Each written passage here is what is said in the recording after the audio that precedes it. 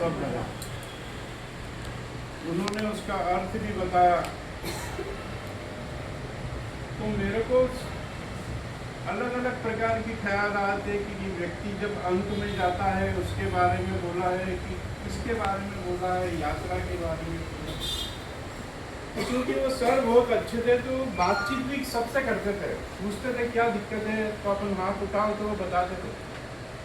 तो इस मुहावरे को जब वो समझाने का प्रयास किया तो उनको मेरे चेहरे से ऐसा लगा कि इसको वो वाली चीज़ समझ में नहीं आ रही है जो ये जानना चाह रहा है। तो उन्होंने बोला दीपक, कुछ मुहावरे ऐसे होते हैं जो जिंदगी से रिलेटेड होते हैं और तुम्हारी जिंदगी में ये मुहावरे तुमको याद आएंगे कि वो अब सार्थक हो गए हैं। जो कि इस मुहावरे का अर्थ ये था, 1000 पन्नों को मुहावरा बनाने वाले ने 2 लाइन में लिख के छोड़ दिया। तो वही मुहावरे की बात कर रहा था, अंत भला सो सब भला। उसका एहसास मुझे सेवानिवृत्ति के अंतिम दिन हुआ। वाह, तालियां बनती जोरदार। क्योंकि मैंने 42 साल नौकरी करी। ऐसा तो हुआ ही नहीं होगा कि सारे दिन एक समान रहे होंगे। छोटे बड़े सुखी सब प्रकार के हो रहे होंगे, लेकिन मैंने महसूस किया कि मेरा जो अंतिम समय आया और मैं अहिल्या आश्रम में पहुंचा, वो बाणगंगा स्कूल जमाने के लिए खराब होगा, मेरे लिए तो खराब। तालियां बजाओ गुरु महाराज, क्या बात है। मैंने मेरे दोस्तों को जो इंदौर से 40 किलोमीटर दूर जाते थे प्रिंसिपलशिप करने के लिए, उनको जब जब लिंक खुलती थी तो मैं बोलता था कि यार आ जाओ, तुम जैसा सुन रहे हो ना ऐसा यहाँ पर नहीं है, कुछ नहीं। तो वो ये बोलते थे कि हम तो जहाँ हैं वहीं रहेंगे भैया, हम तो नहीं।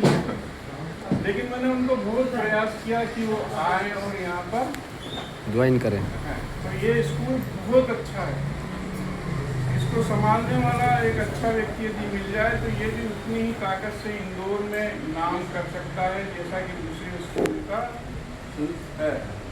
तो अंत भला सो सब भला। तो मेरी जो यात्रा आइए थी उसका अंत बहुत अच्छा आया। तो अब यदि मेरे पास फुर्सत भी होती है तो उसको मैं उस मुहावरे को समझता हूँ, तो मैं मेरे बुरे दिनों को याद करने की भी कोशिश करता हूँ तो वो नहीं होते, वो आते ही नहीं।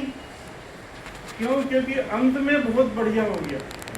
तो जो अंत का शोर होता है, अंत की जो खुशियाँ होती है, वो जिंदगी का सार मकसद सार होती है। अब ये सब क्यों नसीब हुआ, ये एकदम नहीं होता है ऐसा। आप जो नए नए हैं वो भी आप अच्छे से सुनो, ध्यान दो। आप यदि क्लासरूम में मेहनत करोगे तो आप पाओगे कि आपका बेटा या बेटी के नंबर अपने आप बढ़ने लगेंगे, उनकी उपलब्धियां 4 चांद लगाने लगेगी आप, जबकि आप उसको नहीं पढ़ा रहे हो, लेकिन वो ईश्वर वहाँ पे ट्रांसफर करता है वो सारी चीज़ें, आपको मौका देता है सारी चीज़ें। तो जो मौका मिला है आपको, आप बहुत भाग्यशाली हो कि शिक्षक बने हो। आपको तो मौका मिला है ईश्वर का सबसे बड़ा